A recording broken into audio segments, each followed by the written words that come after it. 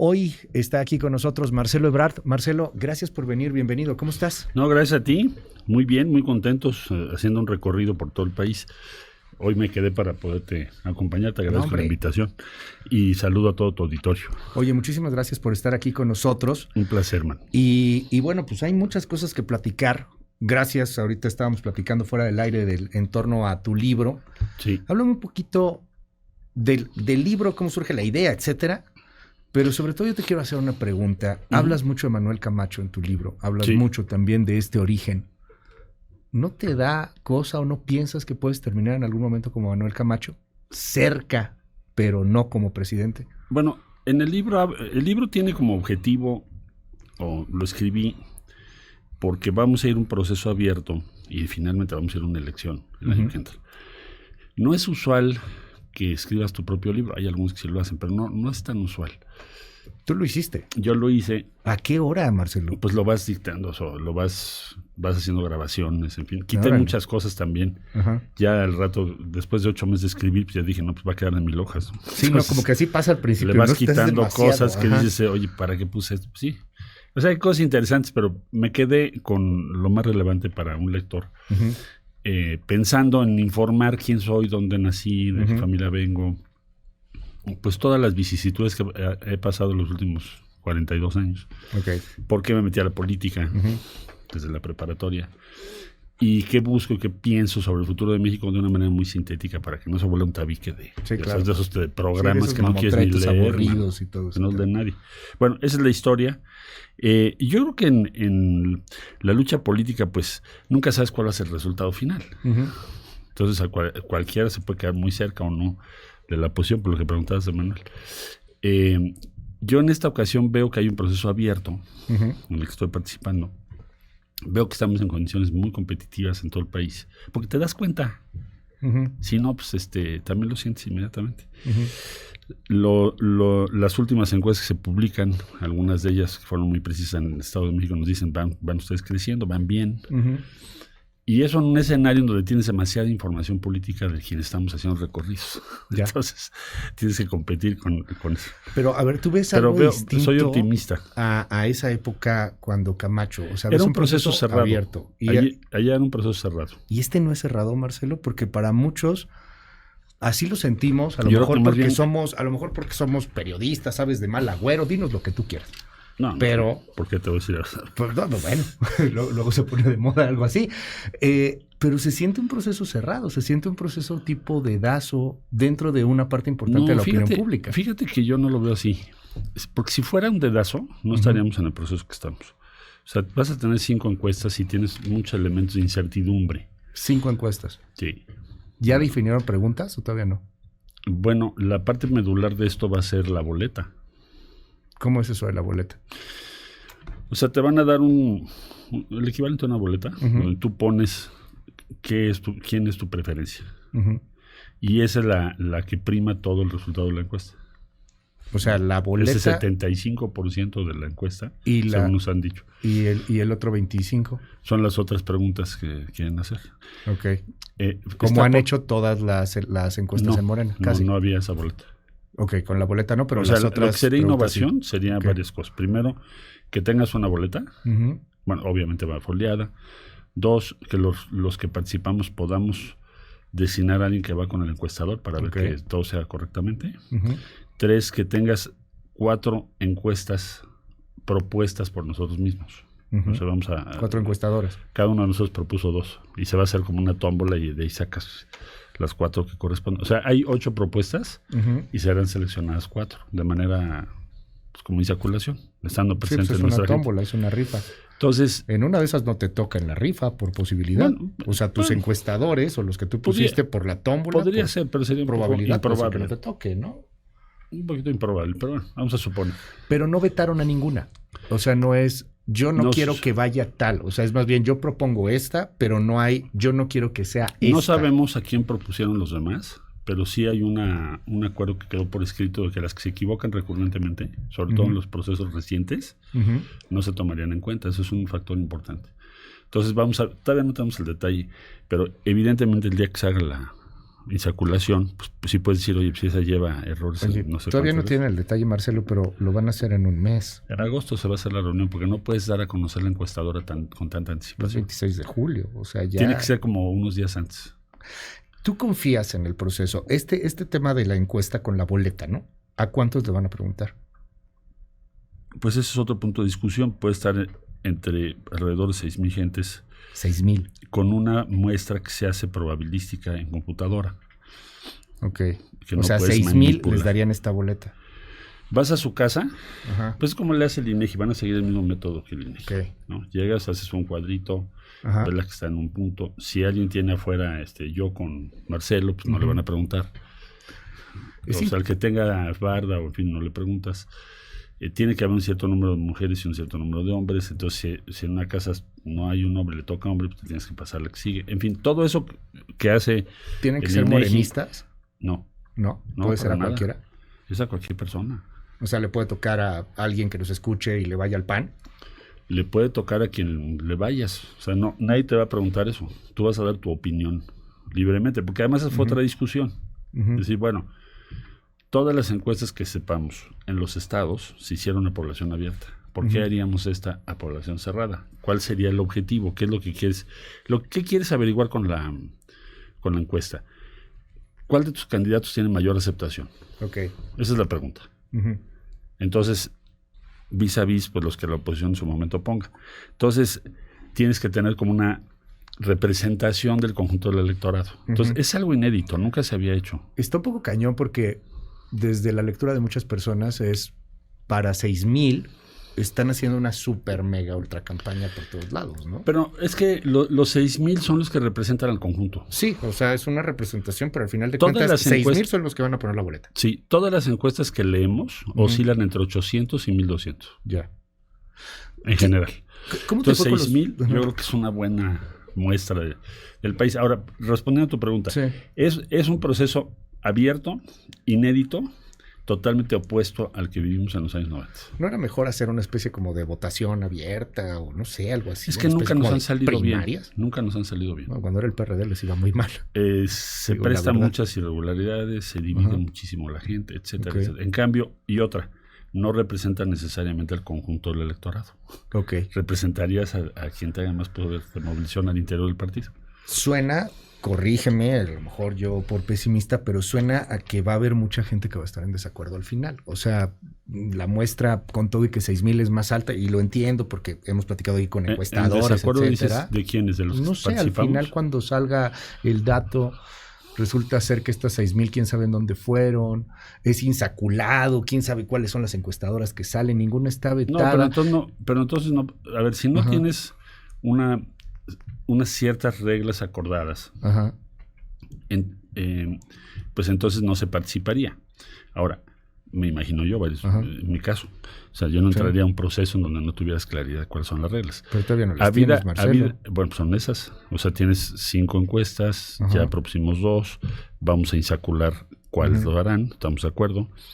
El otro tema muy relevante es cómo se va a hacer la muestra, pues como ya lo comenté ahorita. Entonces yo diría que en este momento tienes muchas de las reglas ya acordadas en curso para que llegues a un resultado razonable. Razonable quiere decir que sea el primer proceso, cuando menos en las izquierdas de México, en donde hagas una consulta de este tipo. Creo que eso sí es muy valioso. En estos viajes, en estos momentos en donde, yo me imagino a ti volando a algún país y en el avión dictando tu libro, pensando, etcétera. Vas grabando episodios y luego vas viendo la lógica que puede tener. En este asunto no te acordabas cuando Camacho, cuando no queda, cuando se van, cuando forman un partido independiente. Sí, lo sé.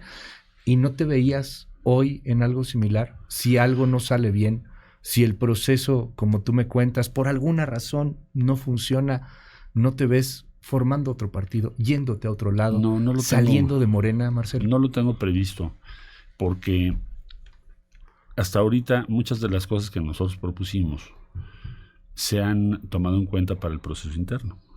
Entonces, ¿cuál sería la justificación que yo tendría? Es decir, no puede variar tu posición en función del resultado, sino en función del proceso. Es decir, dije, a ver, bueno, pues tiene que haber separación de cargos, pues nos separamos el cargo todos. Y ahí cambiaste la narrativa del país. Porque si no, pues, ¿cómo iba a haber la competencia? Entonces, yo creo que sí estamos en una competencia real. Entiendo las suspicacias por nuestra historia política, pero sí veo que hay un proceso real. Sí veo que se está involucrando muchísima gente, mucho más allá de lo que se esperaba en los estados. Y sí veo que conforme avanzan las semanas esto se va a cerrar y se va a poner más álgido. Eso es lo que veo venir. Se va a cerrar. Se va a cerrar porque me refiero a las intenciones de voto. O sea, las intenciones de las preferencias. Normalmente lo que sucede en estos procesos es que conforme se va acercando el final, la gente va reagrupando su voto en función de las probabilidades de triunfo. Hoy lo que se siente es que, te lo digo como periodista, como una persona que es testigo, que no tiene simpatías ni por A ni por B. De acuerdo. Pero ni por A ni por B, ni en Morena, ni en la oposición, ni dentro, ni nadie. Pero lo que se siente es que entre ustedes es una competencia por ver quién es el más López Obradorista. Y bueno, en parte eso es lógico porque la figura del presidente López Obrador es muy relevante en el interior de Morena. Es el fundador y tiene un nivel de aceptación muy alto. ¿Tú eres López Obradorista, Marcelo? Sí, yo he estado con él 23 años. ¿Pero eso te hace López Obradorista? Sí, porque he estado... Bueno, no sé qué consideres tú López Obradorista, pero prácticamente seguir lo mismo, ¿no? Lo que él dice, su estilo de gobierno, sus proyectos tal cual como son. A ver, su estilo no puedes tú reproducirlo. Eso no va a funcionar. Yo fui sucesor. Yo fui sucesor de Andrés en la Ciudad de México. ¿Y te fue súper bien? En el año 2006 entramos con 46%. Cuando salimos, nuestros candidatos tuvieron 64%. O sea, sí avanzamos muchísimo. Sí. Con un estilo propio y una agenda propia. Pero sí compartimos una causa común. Si no, pues imagínate para qué lo apoyé desde 99 hasta ahorita. ¿Cuál es la causa que compartimos sustancialmente? La causa de la igualdad. Es decir, somos un país con una desigualdad muy grande que puede modificarse. Eso es lo que nos ha unificado. Y la otra, luchar por una democracia en nuestro país que se respete y que se consolide. Pero no eres un clon. No. Ni aspiro a ser un clon de nadie. No te ves hablando con acento tabasqueño. No, para nada. Aunque fuera un TikTok o algo por el estilo. No. Además, yo creo, una parte es decir, bueno, con relación a los integrantes o simpatizantes de Morena, que es el partido hoy más fuerte, pues evidentemente que sí les interesa mucho que haya una continuidad en los programas. Sobre todo los programas sociales, en que no haya condonación de impuestos, digamos, en una serie de avances que hubo, que la gente respalda y que quiere que se mantengan, cosa muy lógica. Pero también quieren saber qué tienes pensado para el siguiente piso de la cuarta transformación, vamos a suponer, es decir, los próximos años, ¿qué piensas? No es una continuidad copy-paste, sino una continuidad que evoluciona. Constructiva. Como lo hicimos en la ciudad. Echada para arriba, o para adelante, o para arriba, quieras. Yo diría. Pues vaya, tienes que construir el siguiente piso. Y además hay muchas cosas que no puedes concluir en 5 años. Porque yo me atrevo a preguntarte López Obradorismo, porque mucha gente no te ve o no te vemos López Obradorista. Te vemos una persona, pues, que sí es de izquierda, una izquierda progresista, una izquierda moderna. Te vemos cercano al tema que creo que será gran tema en la campaña, al aspiracionismo, Marcelo. Te vemos cercano a las clases medias. Yo siempre he defendido una idea, o sea, dentro de por decirlo así, dentro de la cuarta transformación tienes diferentes ideas y énfasis, y también diferentes historias que no puedes cambiar. Entonces, yo vengo de una familia de clase media. Bueno, ahora todo el mundo dice que es de clase media. Vengo de una familia de clase media, ahí lo explico en el libro. Sí. Y pienso Vienes de la cultura del esfuerzo. Sí, pues en eso crecí. Pienso que el fin último de todo lo que hagamos es que la clase media en México crezca lo más rápido que se pueda. Y además que tenemos la oportunidad de hacerlo. O sea, tienes el mejor de los mundos enfrente. ¿Por qué el mejor de los mundos? Porque tienes un bono geopolítico inmenso en favor del país, que es la tensión o competencia entre las dos superpotencias, China y los Estados Unidos. Entonces, Estados Unidos, que había desechado, no hace mucho, te hablo del presidente Trump, había desechado la idea de Norteamérica por una idea de America First, solo Estados Unidos, América además. Bueno, es esa idea o esa poner en tela de juicio cambió rotundamente y ahora necesitamos salvaguardar nuestras líneas de suministro, necesitamos proteger nuestra tecnología, y entonces vas a tener como objetivo Estados Unidos quiere reducir drásticamente el 25% del total de sus importaciones de Asia. Ese es su objetivo estratégico. Sí, claro. 25, ya tiene cifra. Digo, eso es una inmensidad de dinero. No, y a ver, hay una posibilidad brutal. O sea, tenemos la cercanía, el nearshoring. Tienes todo, ¿no? Entonces, eso es una oportunidad que no habíamos tenido. Por ejemplo, yo de presidente no te veo, Marcelo, peleándote con los Estados Unidos. No te veo llamándole borregos a los parlamentarios europeos.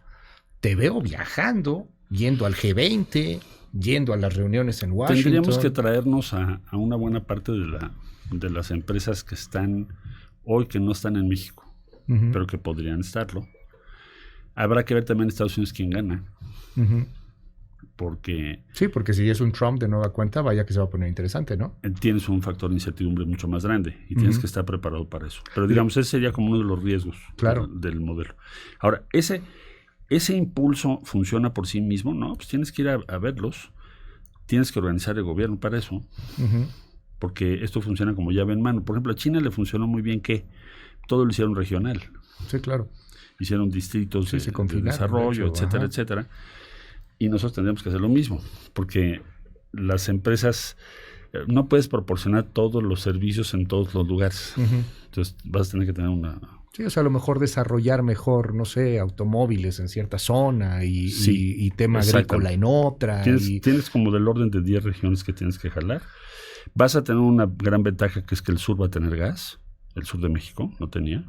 Se está construyendo con TransCanada, es una empresa muy grande, y que tienes energía en el sur, sobre todo en la península, que estaba un poquito en problemas. Esto que dices es lo que a muchos les parece no López Obradorista. Es a los que muchos les parece un discurso neoliberal, un discurso apegado a la empresa, a la economía. Y ahí te quiero preguntar, ¿qué tanto pesa esta ideología? ¿Qué tanto pesa este grupo radical hoy en la 4T que tú sabes que existe? Hay un grupo moderado, hay un grupo radical. Yo veo al presidente, por ejemplo, y fui testigo de las negociaciones con Elon Musk. Estuvimos en un Zoom juntos. ¿El presidente Elon y tú? Sí. Y bueno, y Rohan Patel, el CEO de Tesla. Porque se había complicado con el tema del agua, pero el tema era que el presidente quería, con razón, decirle a Musk, oye, te quiero poner en antecedentes que tenemos una crisis de agua en Monterrey, man. Sí. Entonces lo explicó. Tuvimos dos pláticas, y en la segunda plática Musk le dijo, te agradezco que me hayas dicho eso, no tenía tan claro. Vamos a hacer una planta que tenga los estándares más altos en el mundo para reducir el consumo de agua. Solo usaremos agua tratada, además. Y no solo eso, te voy a mandar a México una empresa del grupo que se dedica a hacer acueductos. ¿Por qué te menciono esto?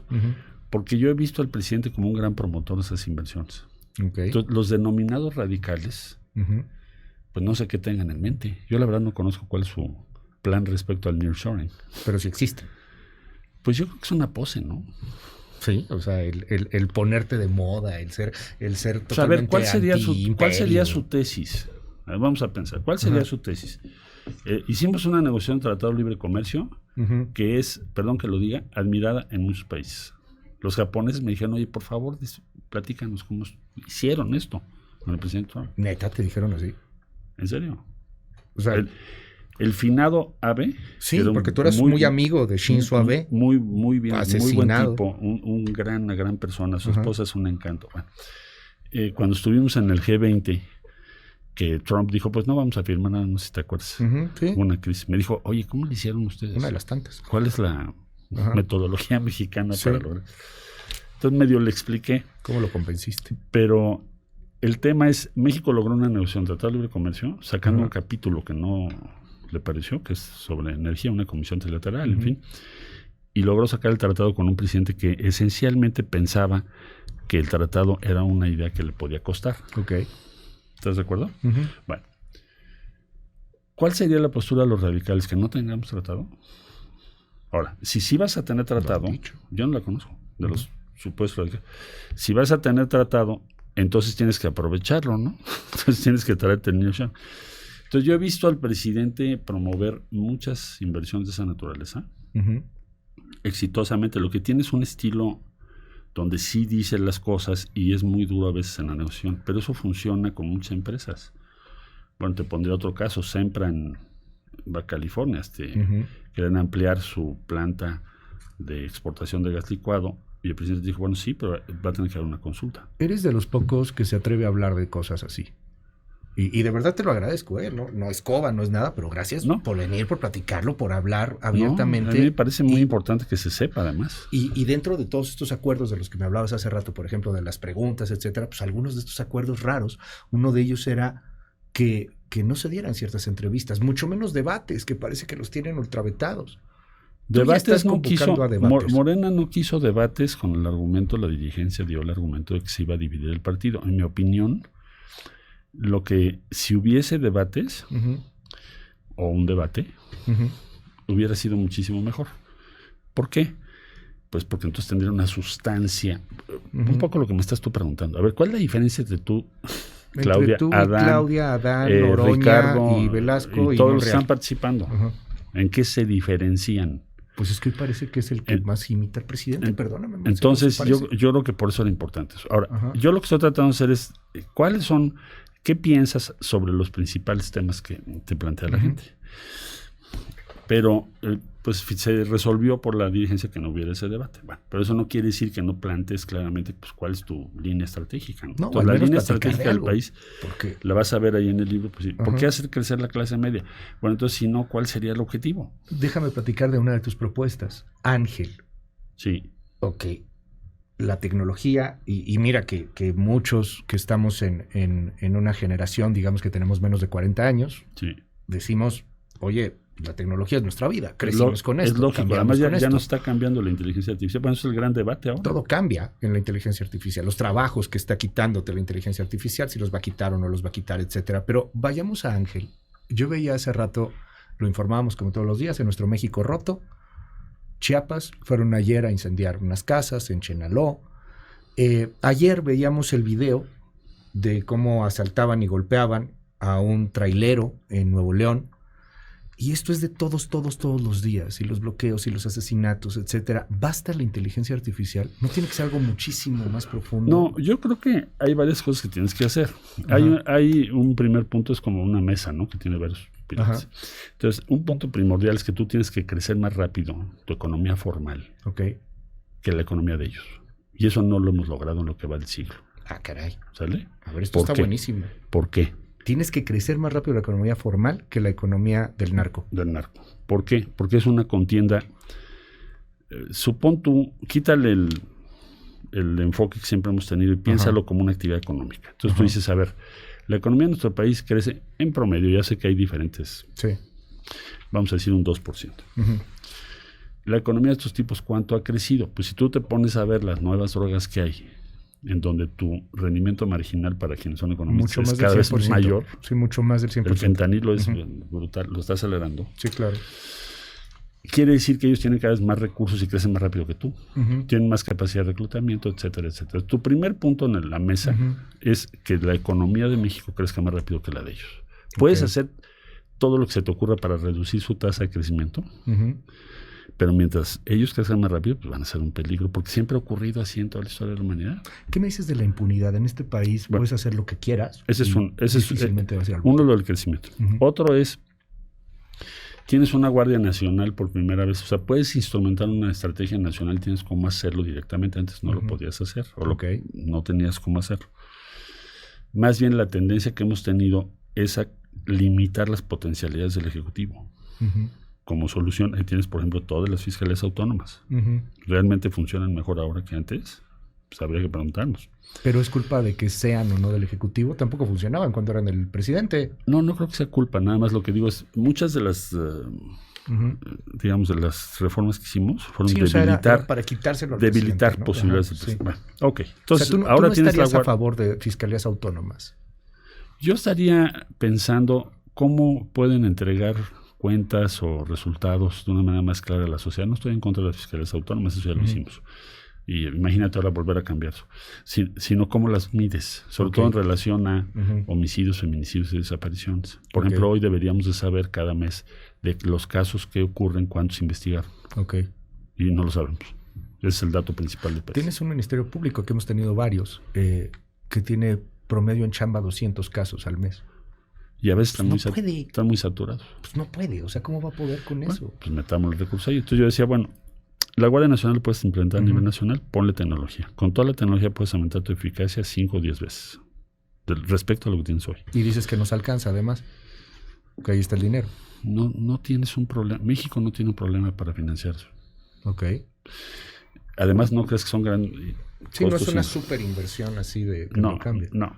Luego tienes la otra pata de la mesa, llevo 2, esta es la 3, que tiene que ver con todo tu tema de impunidad, que sí es crítico, y es una pieza central. Pero hay que resolverla de muy diversas maneras. Tenemos un sistema garantista, pero no desarrollamos la capacidad de investigación igual. Yo calculo, para ponerte los números, que lo que ya tenemos establecido como sistema garantista implica que investigues 5 veces más. Sí, claro. Ese es mi promedio. Pero, a ver, esa es una de las críticas que te dan, Marcelo. ¿De dónde te saco esa cantidad de investigación? Con tanta tecnología, y particularmente viene del discurso garantista, te vas a meter en mi vida, te vas a meter a espiarme. Pues no ha sucedido. Mira, en la Ciudad de México... ha sucedido con Pegasus. No, sí. Bueno, pero no estoy pensando en Pegasus. O sea, yo decía, en la Ciudad de México, la experiencia que yo tengo como referente es que en el 2008 metimos un sistema de cámaras en ese tiempo de los 5 primeros del mundo, y creo que sigue siéndolo, con 15,000 cámaras. Y guardas toda la imagen de la vía pública, en fin, 2 semanas para hacer videoforénsica. ¿Esto por qué es relevante? Porque le pusiste un piso a la seguridad en la ciudad con esa tecnología. Ese es el impacto estructural que tiene. De hecho, pudimos mejorar muchos delitos y también la supervisión de lo que hace la autoridad. ¿Dónde están tus patrullas? ¿Cuánto tiempo tardas en llegar a un punto? Etcétera, etcétera. De esa fecha ahorita, que yo sepa, no hay una demanda o un caso de que se haya invadido la privacidad de alguien, con toda la imagen que tienes de la ciudad. Entonces, no necesariamente la tecnología debe llevar a que tú violes la privacidad de una persona. Cuando le das esta tecnología a un civil, no pasa eso probablemente. Hay otro tipo de valores implícitos. No sé si sea lo mismo cuando se lo das a un militar, Marcelo. Esa ha sido otra de las críticas que te han dado mucho. Sigue en el plan Ángel, en el plan Marcelo Ebrard Seguridad, los militares. Bueno, no hay es policía que civil. Yo no creo que sea el debate esencial, perdón que contradiga ese debate, porque... No, ahí te lo dicen. Por ejemplo, Francia tiene una gendarmería nacional que forma el ejército desde Napoleón Bonaparte hasta ahorita. Italia igual, los forman el ejército. Entonces, y también en lo civil hemos tenido unos desastres horribles. Pues ahí está la Policía Federal y pero fíjate lo que nos dices, los forma el ejército, no son el ejército. Pues los forma y tienen una... Son civiles al final. Le ponen un ministro, pero en realidad digamos todo el orden operativo y de personal están muy vinculados al ejército. No quiere decir que tengan las mismas funciones que la Secretaría de la Defensa, pero sí están muy vinculados. Porque hoy la Guardia Nacional, pues es de la Defensa. Con toda la polémica y lo que ha fallado la Corte y todo, los hechos, la Guardia Nacional pero no creo que ese es el debate. El debate es qué tan eficaz puedes ser con lo que ya creaste frente a la delincuencia. Porque tú dices, bueno, pues si vamos a reformar otra vez la Guardia y luego otra vez las fiscalías, yo creo que nos vamos a gastar 5 años cada reforma de esas, man. Entonces ya tienes la Guardia. La Corte tiene un fallo, que bueno, claro, habrá que respetar lo que la Corte dice, obviamente. Entonces, el asunto es dótales de tecnología para que puedan tener la mayor eficacia posible. El otro asunto, la reforma del Poder Judicial, habrá que hacerla. Necesitas una reforma del Poder Judicial, una modernización del Poder Judicial. Pero no puedes esperar a tener todo eso para iniciar tus acciones. Algunas te van a tomar menos tiempo que otras. Déjame cambiar ahora el tema hacia el otro asunto lacerante, complicado para la opinión pública, para los mexicanos, la salud. Este país está muy dolido en su sistema de salud. Perdón, no vamos a ser Dinamarca. No lo vamos a hacer de aquí a unos meses. Entiendo que ese es el discurso del presidente y que es un asunto político, pero ¿qué hay en salud? A ti te tocó ir a buscar las vacunas, a ti te tocó ir a hacer muchas cosas, y mientras tanto aquí tenías a un Hugo López-Gatell que te decía que no usaras cubrebocas, que el cubrebocas servía para lo que servía y para lo que no nos servía, y a un secretario de salud que decía que él nunca vacunaría a su nieto. Yo creo que Lo que sigue en México, y además es una tarea primordial, ahora que me preguntas si la ideología es de izquierda, es construir un sistema universal de salud que va a tener muchas complejidades y costos. No está tan fácil de organizar, porque nuestro sistema es un sistema dual, donde tienes derechohabientes con contribución de Estado, empresarios, trabajadores, y otro sistema en donde no es la misma base, y son dos sistemas diferentes. Entonces tienes que organizar un sistema universal de salud. Entiendo que el presidente lo que está tratando de hacer. Es imposible que lo termines en 5 años. Entonces, esta es una tarea que vamos a tener que acometer estos años que vienen. Tú terminando tu sexenio no podrías entregar un sistema de salud Dinamarca. Tendrías que proponerte hacerlo, porque los daneses algún día dijeron vamos a hacer un sistema de salud que no tenían. Sí, claro. Después de la pero no lo Guerra. Hicieron en un sexenio. No lo hicieron en un sexenio, lo hicieron yo creo que en un par de décadas. Sí, en 20 años. Entonces, pues habrá que seguir en esa tarea para que tengas tu sistema universal de salud. Ahí tienes diversas exigencias y límites. Por ejemplo, el número de especialistas no está tan fácil cambiarlo. Puede ser que te lleve 4 años, 5 años empezar a ver resultados de otro tipo, porque no tenemos el número de especialistas que deberíamos. Hay que traerse a México la producción de diversos tipos de medicamentos. Fui a la India para eso. Hay una serie de convenios también con Corea del Sur, que por cierto también pueden hacer que sean más baratos, y también tratamientos de avanzada que no tenemos en México. Vamos a traer a partir de diciembre con el Instituto Nacional de Nutrición inmunoterapias contra el cáncer. Estados Unidos tiene 7 ya autorizadas. Nosotros tendríamos esta primera para empezar a trabajar en diciembre. Déjame lanzar una provocativa, muy provocativa. ¿Tú dejarías a Gatell en tu gabinete? ¿Te lo llevarías? No. ¿Lo hizo mal? No es que lo haya hecho mal, es que pensamos diferente. Así de plano. Sí. Digo, pues, no, contundente, no, a ver, gracias. No, gracias. No tengo nada contra Hugo. Tengo aquí al editor Julio de TikTok, está feliz ya con eso, ya está haciendo el corte, Marcelo. O sea, ya nos vamos aquí, ya está la nota. Ya súbanlo, por favor. O sea, cada quien tiene su forma de pensar, y yo no lo veo en mi gabinete. Cerramos, si nos permites y si nos das oportunidad de continuar en algún otro momento. Está abierto el micrófono para ti, para todas las corcholatas aspiraciones. Todo mundo saben que este programa está siempre abierto. Pero déjame cerrar preguntándote, tú ganas. Eres el candidato de la oposición, de Morena y de la 4T. ¿A quién te gustaría enfrente? ¿A quién te gustaría ver en el frente? Pues mira, no es, yo creo que eso lo van a decidir ellos. Pero ¿hay alguien más fácil de vencer que otro? Yo creo que los vamos a vencer. Déjame no ser soberbio. Los vamos a vencer porque tienes del otro lado, organizándote tu plan de gobierno, a José Ángel Gurría. O sea, no sé si te acuerdas del túnel del tiempo de Tony Douglas. Sí, cómo no. Bueno, pues es el túnel del tiempo, man. O sea, vamos a regresarnos a los 90s. Ellos viven en el consenso de Washington de los años 90. No se han dado cuenta que ya no es vigente ni nadie Washington. Sigue ese consenso. Ni Washington. Ya está Washington. Dijo, ya lo vamos a revisar. ¿Sabes? Estamos entrando a una nueva era, a una nueva fase, en donde la idea central que tenían no va a funcionar. Entonces, desde mi punto de vista lo que tú vas a ofrecer es, bueno, el modelo de desarrollo que tenemos ahorita, que por un lado tienes los acuerdos comerciales y las ventajas de estar junto a Estados Unidos, con la prioridad en salud y en reducir la desigualdad, educación, es el mejor de los mundos posibles, es el futuro de México. ¿Ellos todos viven en el consenso de Washington o solo algunos o la mayoría de todos? Pues te preguntaría de una en particular, y tú has hablado de ella, Xóchitl Gálvez. Tú has dicho, yo quiero debatir con Xóchitl. A ver, él está haciendo el plan de gobierno, lo pusieron ellos. Su plan económico, ¿no? Su plan internacional. Bueno, con eso tienes. Aunque Xóchitl dice que no. ¿Es un fenómeno, la ves o no como fenómeno?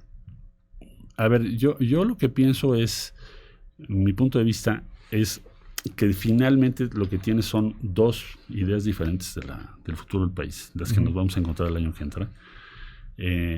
La relevancia de esto, independientemente de quién pongan, habrá que ver si queda Xóchitl o si queda otro de los que está participando, es que van a defender eso. O sea, el consenso de Washington y el acuerdo que hubo en México PRI-PAN durante ese largo periodo, con una misma política, que finalmente fracasó. Entonces, ahorita la pregunta es, bueno, ¿pero qué sigue para México? No podemos regresar a ningún lado. Tenemos que ir para adelante, no para atrás. Lo estoy sintetizando de una forma, pero así es. Y si no fueras tú el candidato ¿no ves peligro? Para la 4T no es Marcelo, y te lo pongo así, bueno, yo es tengo una, Claudia contra Xochitl hay como dos estrategias que se ven en la dirigencia de Morena. Una estrategia es, vamos a trincherarnos en el segmento de la población que está más vinculada a Morena. No nos interesa crecer para ningún lado más que tener ese conglomerado, que es muy importante. Sí, tú sacas de 22 millones de personas, ¿no? Más o menos. Sí. O quieres construir una propuesta política que pueda tener un apoyo y crecer, de manera que tengas mayoría en las cámaras y que tengas una gobernabilidad mayor. Yo creo que ese es el dilema que hay. Entonces, los que tú llamas radicales, que no sé radicales de qué son, porque yo no los he visto en ninguna acción que pudiera yo decir es radical, no, en fin, a lo que voy. Pero sí ves a los radicales. Sí, esa es la forma así es una moda eso, pero se ponen, o los he escuchado decir, bueno, pues no necesitamos a nadie. ¿De veras no necesitas a nadie?